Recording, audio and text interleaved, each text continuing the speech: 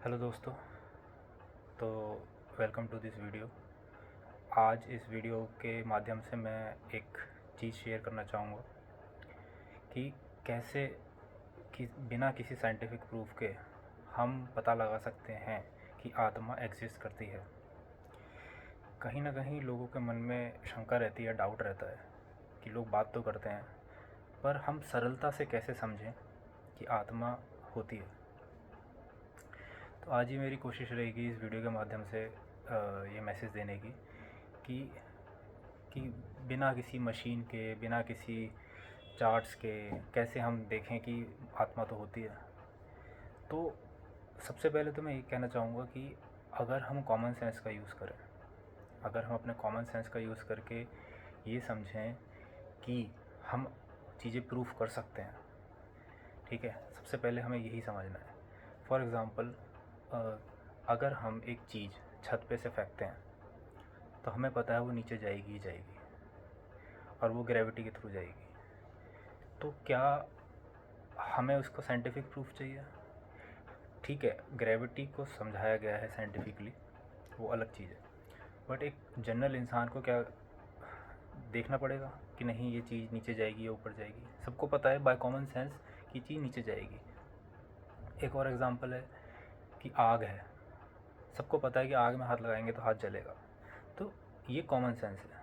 तो common sense से हम ये कंक्लूड कर रहे हैं कि आग में हाथ डालने से हाथ जलेगा। आप जाके साइंटिस्ट से बात नहीं करते हैं कि मेरा हाथ जलेगा कि नहीं जलेगा, ठीक है, कॉमन सेंस है। तो सबसे पहले तो यही पॉइंट सिद्ध करना चाहता हूँ मैं कि कॉमन सेंस से हम चीज़ें प्रूफ कर सकते हैं। हमें हर टाइम हर चीज़ के लिए साइंटिस्ट और उसकी ज़रूरत नहीं होती। एक और एग्ज़ाम्पल के तौर पे समझा देता हूँ कि डीएनए टेस्ट होता है। तो हम सबको पता है डीएनए टेस्ट करके आप पता लगा सकते हैं कि ये बच्चा, ये इसकी मम्मी है, ये इसके पापा हैं। पर अब आप ये देखें कि करोड़ों लोग हैं धरती पे, तो हर कोई क्या अपने डीएनए की रिपोर्ट लेके घूम रहा है क्या? नहीं ना। हम कॉमन सेंस से पता लगा लेते हैं कि भाई हाँ, मैं यहाँ पैदा हुआ, इस घर में पैदा हुआ, यहाँ पाला बड़ा हूँ, मेरी शक्ल मेरे मम्मी पापा से मिलती है, मेरी आदतें मिलती हैं, तो मैं इन्हीं का बच्चा हूँ। तो हर चीज़ में प्रूफ की ज़रूरत नहीं होती। हाँ, अब वो अलग चीज़ है कि कोई केस है तो आपको अपना डीएनए प्रूफ करना पड़ेगा, पर एक जनरल कंसेंसस होता है कि हाँ भाई, हमें पता है मैं इन्हीं का बेटा हूँ, और हर टाइम प्रूफ की ज़रूरत नहीं होती। तो एक कॉमन सेंस यूज़ किया जाता है। तो कॉमन यूजिंग दिस मेथड, इस कॉमन सेंस के मेथड से हम देखते हैं कि कैसे हम सोचें कि आत्मा तो होती है। तो सरलता से समझेंगे, बहुत बहुत सिंपल वे में समझाने की कोशिश करूँगा। तो जैसे ये हाथ है, तो ये मेरा हाथ है, ठीक है। अब ये जब मेरा हाथ है तो मैं कौन हूँ? सिंपल क्वेश्चन, मैं कौन हूँ? अगर ये मेरा हाथ है तो मैं कौन हूँ? अगर मैं बोलता हूँ कि एक गाड़ी है, वो मेरी गाड़ी है, तो जब कोई गाड़ी मेरी है तो वो गाड़ी मुझसे अलग है। सबसे पहले तो कोई भी चीज़ अगर मैं बोलूँगा कि मेरी है तो वो चीज़ मुझसे अलग होनी ही चाहिए।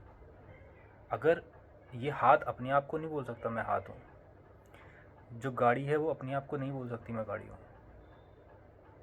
तो हर चीज़ को जब हम बोलते हैं कि ये मेरी है या तेरी है, उस चीज़ की आइडेंटिटी आपसे अलग होनी ही चाहिए।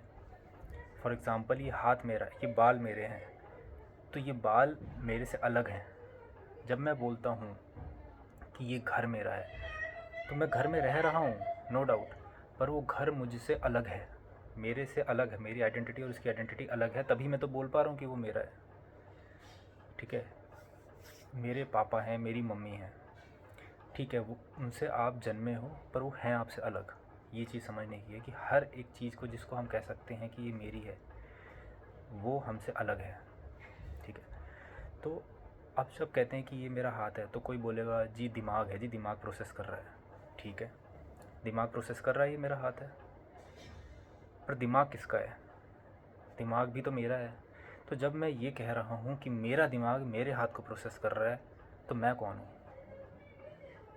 मेरा ही दिमाग है, मेरा ही हाथ है, और इसको प्रोसेस करके वो मेरा दिमाग मुझे कह रहा है कि ये मेरा हाथ है, पर मैं कौन हूँ? अभी भी कोई ना कोई आपके अंदर है जो उस चीज़ को ऑब्ज़र्व कर रहा है। आप कहते हैं कि मुझे गुस्सा आ रहा है, आप कहते हो मेरा मीठा खाने का मन कर रहा है। अगर आप अपने मन को पढ़ पा रहे हो कि मेरा मीठा खाने का मन कर रहा है, इसका मतलब मन आपसे अलग है। आप ऑब्ज़र्व कर रहे हो उसको, आप बाहर से उसको ऑब्ज़र्व कर रहे हो। तो कोई भी चीज़ जिसको हम बाहर से ऑब्ज़र्व कर रहे हैं, वो उससे हम अलग हैं।